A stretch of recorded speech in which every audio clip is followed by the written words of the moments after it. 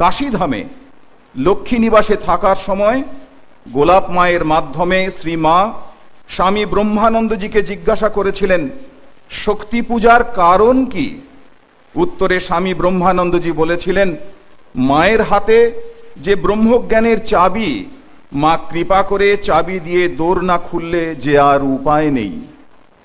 শ্রীমা শারদা সদা প্রসন্না চিরবরদা। শ্রীমা ঘোরা নন, শ্রীমা অভয়া।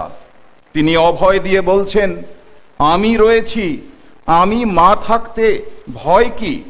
শ্রীমায়ের কাছে কেউ কখনো প্রত্যাখ্যাত হননি। মায়ের যুগপৎ মমতা ও বৈরাগ্যের অনুপম শক্তি প্রত্যক্ষ করে স্বামী শারদানন্দজি বলছেন, মার মহিমা, মার শক্তি কত, আমাদের কি সাধ্য বুঝি। এমন আসক্তি দেখিনি, এমন বিরাগও দেখিনি। অন্যত্র মা যেন নিজেকে প্রচ্ছন্ন রেখে বলছেন, কি করব, আমি যে নিজেই মায়া। একদিন জয়রামবাটিতে শ্রীমা শ্রীরামকৃষ্ণের পূজা সম্পূর্ণ করে পূজার ঘরে স্থির হয়ে বসে আছেন। তার মন তখনও পারিপার্শ্বিকতার মধ্যে ফিরে আসেনি। স্বামী পরমেশ্বরানন্দের একজন গুরু ভ্রাতা অর্থাৎ শ্রীমায়েরই মন্ত্র শিষ্য শ্রীমাকে জিজ্ঞাসা করলেন, মা, আপনি ঠাকুরকে কিভাবে দেখেন? মা কিছুক্ষণ নীরব থেকে গম্ভীরভাবে বললেন, সন্তানের মতো। উত্তর শুনে প্রশ্নকর্তা স্তব্ধ হলেন। মাও এক গভীর মৌনতায় ডুবে গেলেন। দেবী সূক্তে আছে, অহম সুবে পিতরস্য মূর্ধন, বিশ্ব পিতারও আমি প্রসবিতা। শ্রীমায়ের কণ্ঠে শোনা গেল দেবী দুর্গার বাণীর প্রতিধ্বনি। স্বামী সুবোধানন্দ খোকা মহারাজ 1924 খ্রিস্টাব্দের 18 ডিসেম্বর বাংলাদেশের অন্তর্গত সোনারগাঁ আশ্রমে একটি বক্তৃতা দিয়েছিলেন।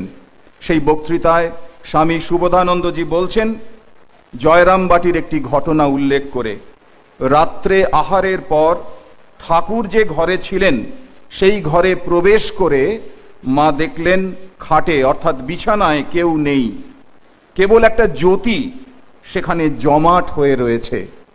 সেখানে শ্রীরামকৃষ্ণের কোনো অস্তিত্ব নেই, একটা জ্যোতিপুঞ্জ সেখানে জমাট হয়ে রয়েছে। তা দেখে মার বিছানা স্পর্শ না করে ঘরের কোণে হাত জোড় করে দাঁড়িয়ে থাকলেন সারা রাত। রাত্রি অবসানে শ্রী শ্রী ঠাকুর সেই জ্যোতিপুঞ্জ থেকে বেরিয়ে এসে শ্রী মাকে প্রত্যক্ষ করলেন, বললেন, তুমি এই রূপে আবির্ভূত হয়েছ, বেশ বেশ বলে মাকে সাষ্টাঙ্গ প্রণাম করলেন। শ্রীমা ছিলেন অতুলনীয়া, তার তুলনা তিনি নিজেই। সেই অতুলনীয়াকে চিনিয়ে দিয়েছিলেন তারই এক অতুলনীয় সন্তান। একদিন স্বামী বিবেকানন্দ শ্রীমাকে প্রণাম করে বলছেন, মা, এইটুকু জানি, তোমার আশীর্বাদে আমার মতো অনেক নরেনের উদ্ভব হবে, শত শত বিবেকানন্দ উদ্ভূত হবে, কিন্তু এই সঙ্গে আরো জানি, তোমার মতো মা জগতে ওই একটি, আর দ্বিতীয় নেই। শ্রীমা তার অহৈতুকী ভালোবাসার প্রসাদ গুণে উচ্চ নীচ, গৃহী সন্ন্যাসী, ধনী দরিদ্র, মূর্খ পণ্ডিত, নারী পুরুষের হৃদয় জয় করে তাদের অন্তর শ্রীরামকৃষ্ণ ভাব সম্পদে পূর্ণ করে দিতেন। আজও সেই শক্তি সঞ্চার একইভাবে বিদ্যমান। তাই শ্রীমায়ের প্রতি সকলের আকর্ষণ অধিকতর, কারণ শ্রীমায়ের স্নেহে কোনো বাচ বিচার নেই, কোনো শর্ত নেই। একথা ঠিক যে মায়ের জীবনে আমরা অপরিমেয় স্নেহ বা ভালোবাসার স্পর্শ পাই, কিন্তু একই সঙ্গে আমাদের স্মরণ রাখতে হবে যে সে ভালোবাসায় কোনো দুর্বলতা নেই। কারণ প্রেম বা স্নেহের সঞ্চারের আঙ্গিকে শ্রীমা আমাদের যা দান করেন তা হলো জ্ঞান। শ্রীমায়ের জীবনে তাই জ্ঞান ও প্রেমের আশ্চর্য সম্মিলন আমাদের মুগ্ধ করে। শ্রীমায়ের মন্ত্র শিষ্য সুরেন্দ্রনাথ সরকার একদিন কলকাতায় মায়ের বাড়িতে উপস্থিত হয়েছেন। শ্রীমায়ের প্রতি অনুযোগ জানাচ্ছেন। কি বলছেন? বলছেন, মা, আমার তো শান্তি হয় না, মন সর্বদা চঞ্চল, কাম যায় না।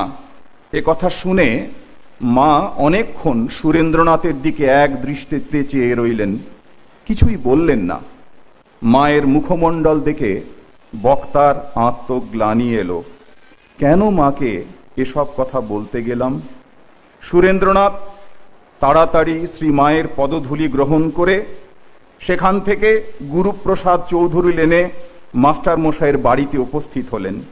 সেখানে পৌঁছে তাকে প্রণাম করে বলছেন, আপনি তো ঠাকুরের অনেক পদসেবা করেছেন, আমার মাথায় একটু হাত বুলিয়ে দিন, মাথাটা বড় গরম।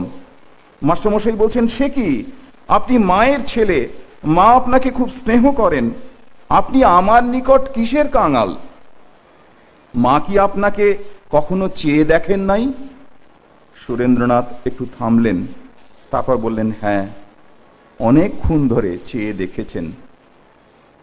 উত্তরে মাস্টারমশাই আবেগমথিত কণ্ঠে বলে উঠলেন, তিনবার বললেন, তবে আর কি, সদানন্দ সুখে ভাসে শ্যামা যদি ফিরে চায়, সদানন্দ সুখে ভাসে শ্যামা যদি ফিরে চায়, সদানন্দ সুখে ভাসে শ্যামা যদি ফিরে চায়। এই কথাটি মাস্টারমশাই তিনবার আবেগের সঙ্গে বলে উঠলেন। মায়ের অনেকক্ষণ চেয়ে থাকার অর্থ সুরেন্দ্রনাথ বুঝতে পারলেন। তার মনে হলো তিনি তার স্মৃতি কথায় লিখছেন, মা যেন তার কৃপা দৃষ্টির অর্থ বুঝিয়ে দিতেই মাস্টার মশাইয়ের কাছে তাকে পাঠিয়েছিলেন।